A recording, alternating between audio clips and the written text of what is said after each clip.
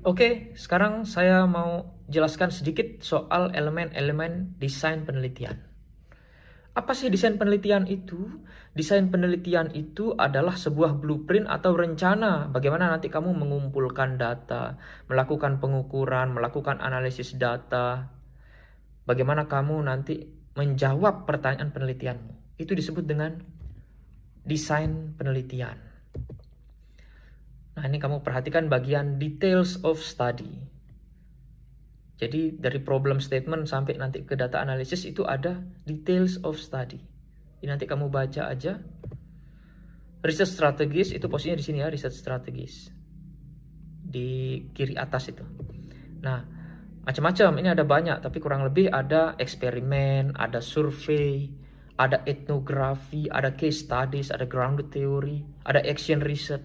Jadi saat kamu membuat desain penelitian, kamu harus tahu yang mana yang kamu gunakan sebagai strategi riset gitu. Dan dia harus match, harus cocok dengan ini, dengan problem statementmu. Ya. Jadi jangan sampai kamu menggunakan strategi riset yang tidak sesuai dengan problem statement. Jadi dia harus sesuai. Nah, ini juga ditentukan saat kita membuat desain penelitian. Apakah sejauh mana keterlibatan seorang peneliti di dalam sebuah penelitian? Maksudnya itu ada penelitian yang memang membiarkan sesuatu yang kita teliti itu berlangsung sebagaimana normalnya. Jadi lingkungan alamiahnya tidak diganggu gugat oleh peneliti gitu ya. Peneliti tidak terlibat sama sekali di dalam setting alamiahnya gitu. Nah, itu artinya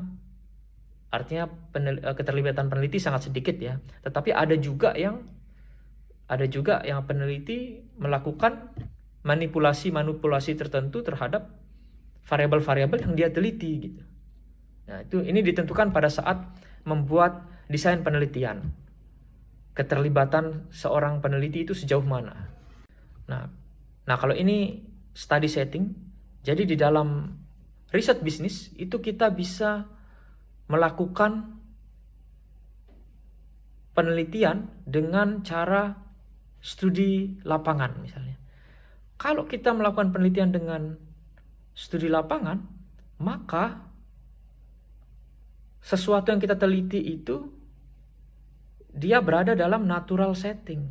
Artinya ya berjalan seperti normal biasa. Artinya keterlibatan peneliti sangat kecil. Ya.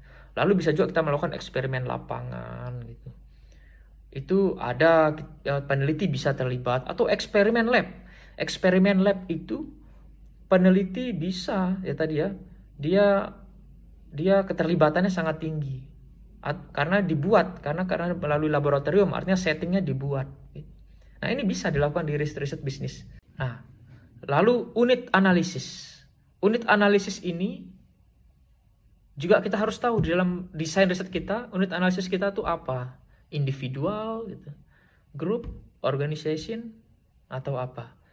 Nah, bahkan dia perlu ditentukan unit analisis ini sejak kita memformulasikan pertanyaan penelitian. Oke. Itu ya. Nah, nanti coba kamu siapkan desain penelitianmu itu kayak apa. Oke, terima kasih. Itu saya rasa cukup terkait desain penelitian.